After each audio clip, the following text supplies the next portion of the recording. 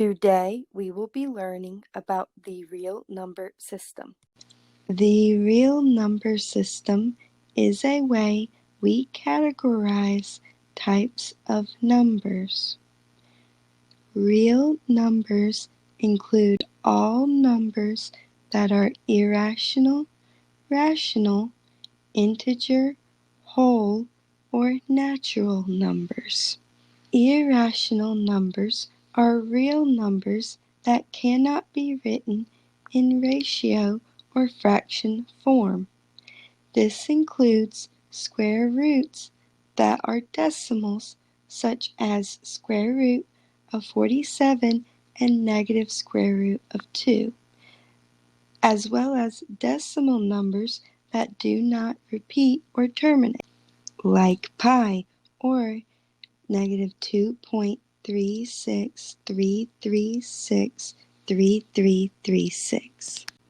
Rational numbers are real numbers that can be written in ratio or fraction form. These include fractions like 3/2 and negative 15/5. It includes whole numbers like 72, integers like negative 6, as well as decimals that repeat like 0.3333 or terminate like 1.2. Integers are real rational numbers that only include positive and negative whole numbers, such as negative 49 over 7, which is negative 7, square root of 9, which is 3, 0, and negative 63. Whole numbers are real rational integer numbers that only include positive whole numbers, like 56 divided by 7 is 8, square root of 16 is 4, 0, and 3 divided by 1 is 3. Now, natural numbers are real rational integer whole numbers that do not include 0. So square root of 36 is 6, 4 divided by 1 is 4, 1, and 59. Now let's look at a real-world example of using real numbers in life. In this problem, where you have students and their times, you want to know if Bruce's time was 9.5, between which two students would he go in between? So first things first, we need to compare all these times, even though they're written in different forms, and put them in order from least to greatest or greatest to least. Then we will figure out between which two students Bruce's time is. In order to compare real numbers, we have to change all the numbers into decimal form. So let's do that. Brianna's number is written in scientific notation. If you remember, the exponent on the 10 tells you how many places you move the decimal and in what direction. In this case, the exponent is positive 1, so we're going to move the decimal 1 place to the right, and we find out that Brianna's time is 12 hours. As a decimal, this would be 12.0.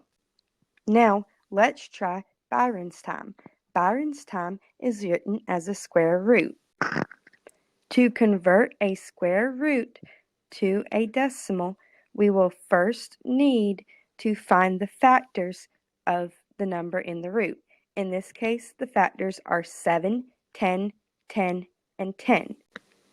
Since we have two 10s as factors, we know that we can take the square root of 10 times 10, or the square root of 100, and get 10. That means we have a 10 and the square root of 70 as our numerator and a 10 as our denominator. The two 10s cancel, leaving us with square root of 70. Square root of 70 can be estimated by finding the two perfect squares that 70 is between, in this case 64 and 81. That means that the square root of 70 will be between the square root of 64, or 8, and the square root of 81, which is 9. Since 70 is just a little bit closer to 64 than 81, we can say that 70 is going to be about halfway between the numbers.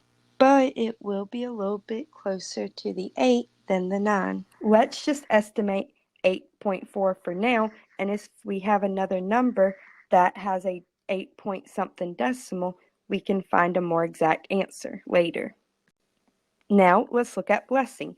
Blessing has their time using exponents. In this case, 2 to the 4th is 2 times 2 times 2 times 2, which comes out to 16.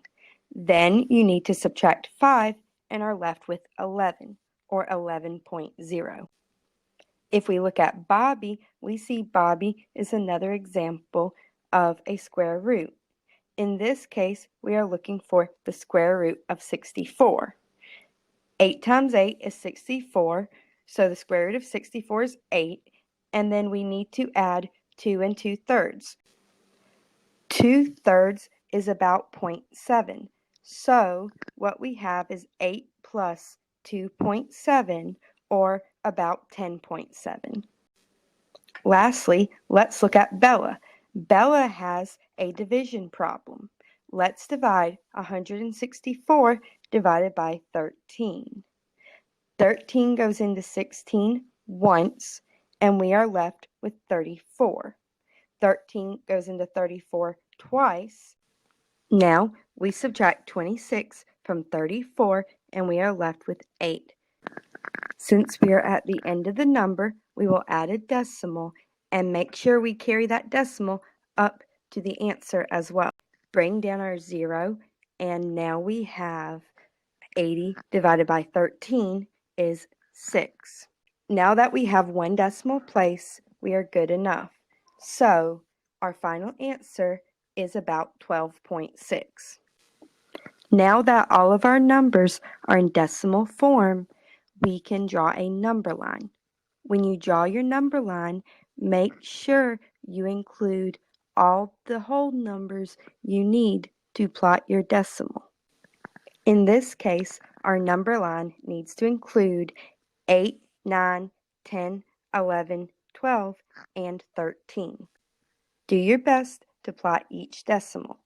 It's fine as long as you get them in approximately the right place. So if you have like 12.6, you want it to be around the middle, maybe a little bit closer to 13.